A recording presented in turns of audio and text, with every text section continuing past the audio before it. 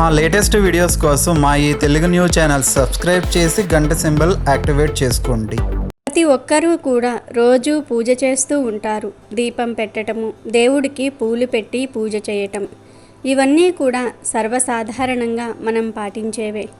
కానీ పూజ చేసేటప్పుడు ఉపయోగించే పూల గురించి మాత్రం ఖచ్చితంగా ప్రతి ఒక్కరూ ఈ విషయాలను తెలుసుకోవాలి. పూజ చేసేసాం కదా అని కాకుండా భక్తితో శ్రద్ధతో పూజ చేసుకోవాలి. అలాగే ఏ పూలు పెట్టాము అనేది కూడా చాలా ముఖ్యమైన విషయం. హిందూ మతంలో పూలకు ఎంతో ప్రాముఖ్యత ఉంది. పువ్వులు లేకుండా ఏ ఒక్క పూజ పూర్తి కాదనడంలో ఎలాంటి సందేహం లేదు. పూజలో అన్ని రకాల పూలు వాడేందుకు అనువుగా ఉండవని జ్యోతిష్య పండితులు చెప్తూ ఉన్నారు. భగవంతుడిని ఆరాధించేటప్పుడు పూలకు ఒక ప్రత్యేకమైన స్థానం ఉంది.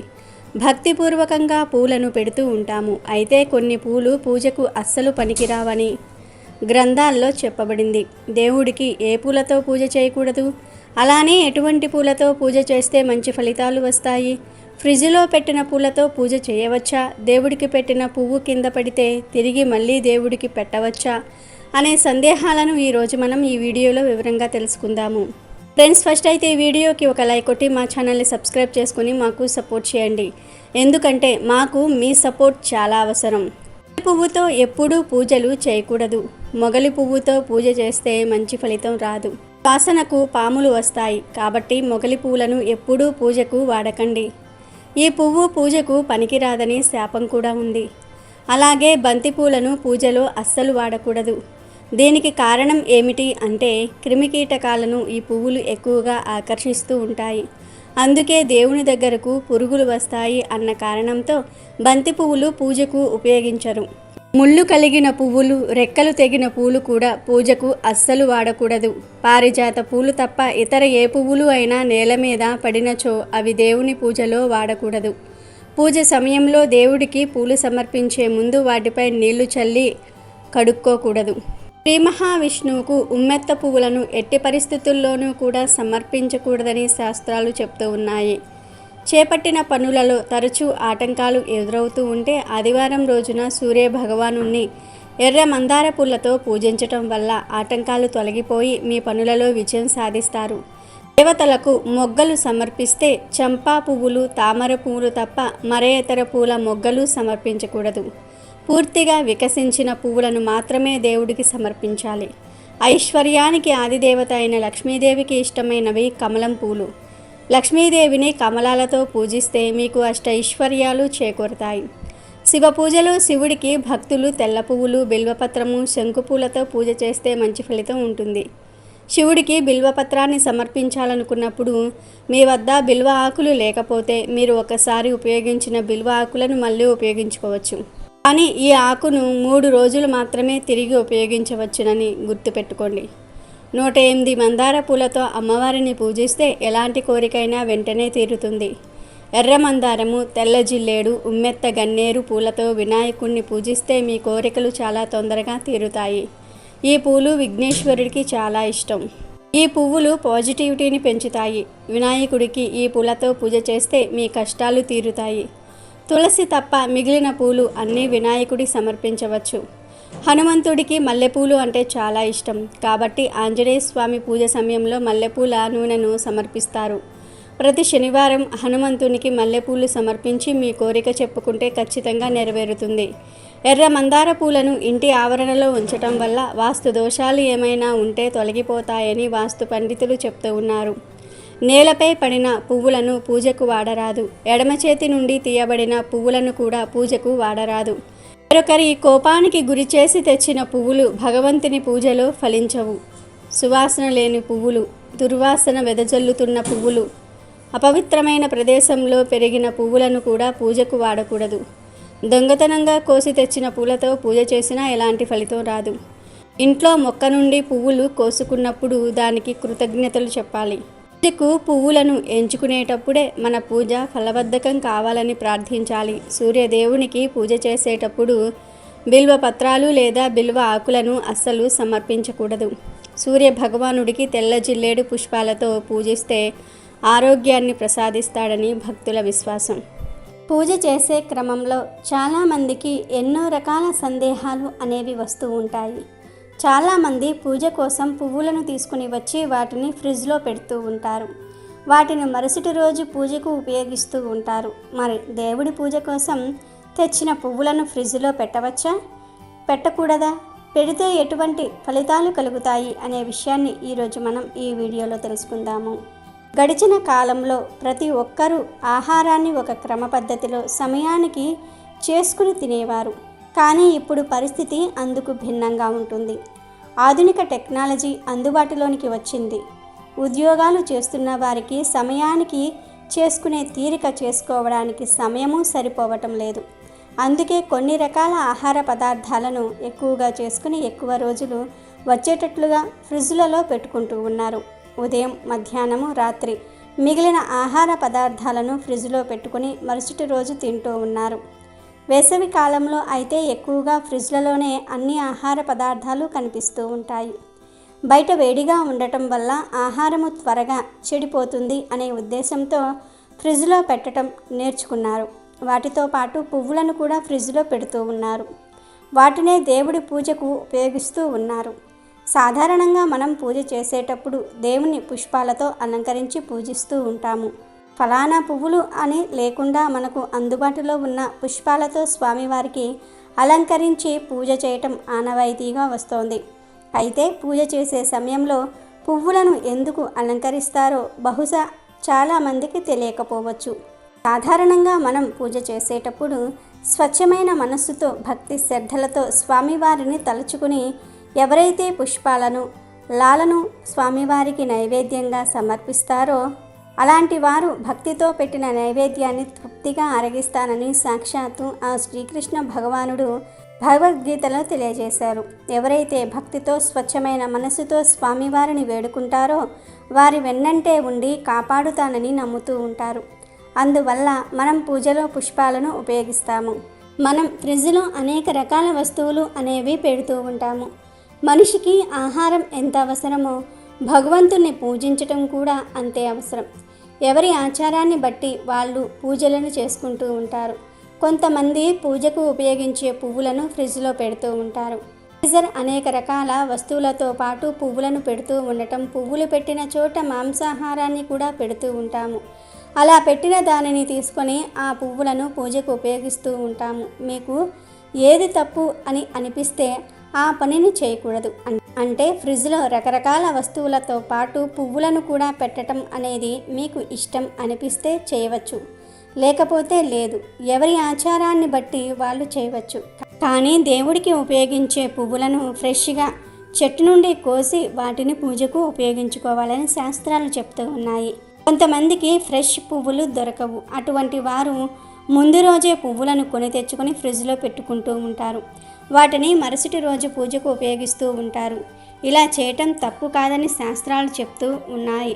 ఎందుకంటే ప్రకృతిలో ఉన్న ప్రతి వాటిని దేవుడే సృష్టించాడు. అటువంటి పువ్వులను ఫ్రిడ్జ్లో పెట్టుకోవచ్చు. కాకపోతే నాన్ వెజ్ను పెట్టిన చోట పూజ కోసం తెచ్చిన పువ్వులను పెట్టవచ్చా అనే అనుమానం మీకు కలుగుతుంది. ముందుగా చెప్పినట్లుగా ప్రకృతిలో ప్రతి దానిని దేవుడే సృష్టించాడు కాబట్టి పూజ చేసుకోవడం కోసం తెచ్చిన పువ్వులను ఫ్రిడ్జ్లో పెట్టుకోవచ్చు. కానీ పూజకు ఉపయోగించేటప్పుడు వాటిని, అంటే పూజ కోసం తెచ్చిన పువ్వులను లేదా పువ్వుల మీద కొన్ని పసుపు నీళ్లను చల్లి ఆ తర్వాత పూజకు ఉపయోగించుకోవచ్చు. ఇలా చేయటం వలన మీకు మంచి శుభ ఫలితాలు కలుగుతాయి. కాబట్టి పూజ కోసం తెచ్చిన పువ్వులను ఫ్రిడ్జ్లో పెట్టడం వలన మీకు ఎటువంటి ఇబ్బందులు అనేవి కలుగువని పండితులు చెప్తూ ఉన్నారు. అమృత తుల్యమైనవి ప్రకృతిలో వికసించే పువ్వులు. ఈ పూజ చేసేటప్పుడు పువ్వులు కింద పెడితే మళ్ళీ వాటిని దేవుడికి పెట్టవచ్చా, పెట్టకూడదా అనే సందేహం చాలామందికి ఉంటుంది. మానవ జీవితంలో భగవంతుడు ప్రసాదించినటువంటి అమృత తుల్యమైనవి ప్రకృతిలో వికసించే పువ్వులు. పూలను కోసుకువచ్చి లేదా కొనుక్కువచ్చి పరమేశ్వరుడికి లేదా దేవుడి పటాలకు పెట్టేటప్పుడు నిశ్చలమైన మనసుతో స్వామిని తలుచుకుని పెట్టాలి. స్వామిని ఆరాధన చేస్తూ కృతజ్ఞతాపూర్వకంగా ఈ జన్మ ఇచ్చినందుకు స్వామిని శరణు వేడుతూ నమస్కారం చేసుకుంటూ పూజలే స్వామికి అలంకరణలో భాగంగా పుష్పాలను ఉంచుతాం. పుష్పాలతో పూజ చేసినప్పుడు మనసుకు చాలా ఆనందంగా అనిపిస్తూ ఉంటుంది. స్వామిని పూలతో అలంకరించి స్వామివారి వైపు తదేకంగా చూస్తే స్వామివారు ఆనందంగా మనతో మాట్లాడినట్లు కూడా అనిపిస్తూ ఉంటుంది. అది భక్తి భావన స్ఫూర్తిలో దాగి ఉన్న పరమార్థం. అలా చూస్తూ ఉండగానే పటానికి అలంకరించిన పువ్వు కింద పడిందనుకోండి, ఆ స్వామి నీ కోరిక సిద్ధించినట్టే నాయనా అని చెప్పారని అర్థం. అలాగే దేవాలయానికి వెళ్ళి స్వామి దగ్గరకు వెళ్ళి నమస్కారం చేయగానే అప్పటి వరకు స్వామివారి దగ్గర ఉన్న ఒక్క పుష్పం పైనుండి రాలిందనుకోండి, అంతకన్నా అదృష్టం ఉండదు. ఇలా దేవాలయంలో స్వామివారి దగ్గర పువ్వు మీరు వెళ్ళగానే రాలి పడితే మీ కోరిక త్వరలోనే తీరుతుందని సంకేతం. ఇంటిలో పూజ చేసేటప్పుడు కాడతో ఉన్న పుష్పాన్ని తీసుకువచ్చి చక్కగా ఆ కాడ కిందకు వచ్చేటట్టు పుష్పం పైకి ఉండేలాగా ఫోటో పైన పెట్టాలి. అలా పెట్టినప్పుడు కొన్నిసార్లు ఫోటో వెనుక ఉండే బల్లులు పూలను పైకి తోసేస్తాయి. లేదా గాలికి దేవుడికి సమర్పించిన పువ్వు కింద పడినా అది శుభానికే సంకేతం. ఏ కారణం చేత అయినా దేవుడికి పెట్టిన పువ్వు రాలిపడితే అది త్రికరణ శుద్ధికి, భక్తి భావన స్ఫూర్తికి నిదర్శనంగా భావించాలి. అలా పువ్వు రాలటం అనేది అదృష్టంగా భావించాలి. అలా రాలిన పువ్వును చేతితో తీసుకుని కళ్ళకు అద్దుకుని స్వామి నీ అనుగ్రహం అనుకొని దగ్గర ఉంచుకోవాలి. పువ్వు కింద పడిన వెంటనే తీయకూడదు. ముందు పూజను పూర్తి చేసుకొని పూజ అయిపోయాక కింద పడిన పువ్వును తీయాలి. అంతేకాని దేవుడికి పెట్టిన పువ్వు కింద పెడితే మళ్ళీ తిరిగి దేవుడికి పెట్టకూడదు. ఎందుకంటే దేవుడు మీ కోరిక నెరవేర్చడానికి ఇచ్చిన అనుగ్రహం అది. ఆ అనుగ్రహాన్ని తిరస్కరిస్తే కోరికలు నెరవేరవు. పూజ చేసినప్పుడు పువ్వు పటం నుండి కింద పడినట్లయితే స్వామి నీ అనుగ్రహం అని మనసారా స్వామికి కృతజ్ఞతలు చెప్పుకోవాలి. పువ్వును తిరిగి మళ్ళీ స్వామివారికి సమర్పించకూడదు. కనుక దేవుడికి సమర్పించిన పువ్వులు కింద పడితే ఎలాంటి సందేహాలు లేకుండా ఇలా చేయండి. తప్పక ఆ భగవంతుడు మీ కోరికలను నెరవేరుస్తాడు. ఇక చివరిగా ఒక పవిత్ర కథను విందాం. పూర్వం లక్ష్మీనాథుడనే శ్రీమంతుడు ఉండేవాడు. తనకు లేక కలిగిన సంతానానికి వివేకవర్ధనుడు అనే పేరు పెట్టాడు. ఆ బిడ్డకు వయసు పెరుగుతున్న కొద్దీ చెడు సావాసాల వల్ల పోకిరీగా తిరుగుతూ చదువుకు దూరం అవ్వసాగాడు. 12 ఏళ్ళు వచ్చినా ఓ దారికి రాలేదు. కానీ పనులు చేసి తల్లిదండ్రులకు తలవంపులు తీసుకురాసాగాడు. కొడుకు ప్రవర్తనతో దిగులు పడ్డ లక్ష్మీనాథుడికి నాగావళి నది ఒడ్డున విద్యానందుడనే ఒక గురు వర్యులు నడిపే ఆశ్రమ పాఠశాల గురించి తెలిసింది. ఆయన దారి తప్పిన పిల్లలకు సరైన హితబోధ చేసి సన్మార్గంలో పెట్టగల సమర్థుడని లక్ష్మీనాథుడు విన్నాడు. దానితో లక్ష్మీనాథుడు కొండంత ఆశతో కొడుకును అక్కడకు తీసుకుని వెళ్ళాడు. పాఠశాల పరిసరాలు చూడ్డానికి కొడుకు బయటకు వెళ్ళిన సమయంలో అతడి చెడు సావాసాల గురించి, చదువు మీద ఉన్న నిరాసక్తతను గురువుకు వివరంగా చెప్పాడు లక్ష్మీనాథుడు. ఆ తర్వాత కొడుకును ఆయనకు అప్పజెప్పి ఇంటికి వెళ్ళిపోయాడు. ఆశ్రమ పాఠశాలలో చేరిన వివేకవర్ధనుడిని గురు వర్యులు ఒక కంట కనిపెట్టసాగాడు. వేళకు అతడు లేచేవాడు కాదు. కాలకృత్యాలు సకాలంలో తీర్చుకునేవాడు కాదు. తోటి విద్యార్థులు పాఠాలు వల్లవేస్తూ ఉంటే ఇతడు మాత్రం అవేమీ పట్టించుకునేవాడు కాదు. పైగా వాళ్ళ ఏకాగ్రతను భంగపరిచే పనులు చేస్తూ ఉండేవాడు. ఏ తుంటరి పనైనా సరే చేయడానికి వెనుకాడేవాడే కాదు. అవతలి వారి మనసు ఎంత ఎక్కువ బాధపడితే అంత ఆనందించేవాడు. అదంతా కూడా గమనించిన గురువు సమయం కోసం ఎదురు చూడసాగాడు. ఒకరోజు గురువు వివేకవర్ధనుడిని అధ్యయన సమయంలో నిలబెట్టించి, ఈ రోజు నుంచి ఇతడే మన గురుకుల విద్యార్థులకు నాయకుడిగా ఉంటాడు. మీరంతా వివేకవర్ధనుడి సూచనలు పాటించి గురుకులానికి మంచి పేరు తీసుకురండి అని చెప్పాడు. తన ఆకతాయి పనులకు తిడతారేమోనని సందేహించిన వివేకవర్ధనుడికి గురువుగారి ప్రకటన చాలా ఆశ్చర్యం కలిగించింది. వివేకవర్ధనుడు గురువుగారితో నేను నాయకుడిగా పనికిరానేమో అనే సందేహం వెళ్ళిబుచ్చుకున్నాడు. దానికి గురువైన విద్యానందుడు చిరునవ్వు నవ్వుతూ, వివేకవర్ధన, నీ శక్తియుక్తులు నీకు తెలియవు. నీ చురుకుదనం సవ్యమైన మార్గంలో వినియోగిస్తే గొప్ప తెలివివైన వాడివి అవుతావు. మీ అమ్మా నాన్నలు నిన్ను చూసి గర్వపడతారు అన్నాడు. ఆ మాటలు విన్నప్పుడు వివేకవర్ధనుడి కళ్ళు ఆనందంతో మెరవటం గురువు గమనించాడు. వెంటనే ఆయన తన పర్ణశాలకు వివేకవర్ధుని తీసుకుని వెళ్ళి నాయకుడిగా చేయవలసిన పనులు చెప్పాడు. పెత్తనం అప్పజెప్పేసరికి వివేకవర్ధనుడిలో మార్పు వచ్చింది. మర్నాడు పక్షుల కిలకిలా రావాలతో సూర్యోదయానికి ముందే లేచి తోటి విద్యార్థులను నిద్రలేపాడు. వారితో పరిసరాలను శుభ్రం చేయించాడు. పక్కనే ప్రవహిస్తున్న వాగు నుంచి నీరు తెప్పించాడు. అందరూ కలిసి వాగు వద్దకు మసిబారిన వంట పాత్రలను తీసుకుని వెళ్ళి తలతలలాడేటట్లుగా కడిగారు. మాసిన దుస్తులు ఉతుక్కున్నారు. పనులన్నీ చేయటం వల్ల చెమటతో మలినమైన వాళ్ళు వాగు ప్రవాహంలో జలకాలాడారు. వాగు ఒడ్డున నిలబడ్డ గురువు వారితో, నీటికి ఏ మలినాన్నైనా సరే శుద్ధి చేసే గుణముంటుంది. ఆ నీటి వల్లే మనం శుభ్రపడుతూ ఉన్నాం. మన పరిసరాలు, మనం వాడే సామాగ్రి పరిశుభ్రమవుతూ ఉన్నాయి. ఆ నీరే లేకపోతే లోకం ఎంత మురికి పట్టి కంపు కొడుతుందో ఒక్కసారి ఆలోచించండి.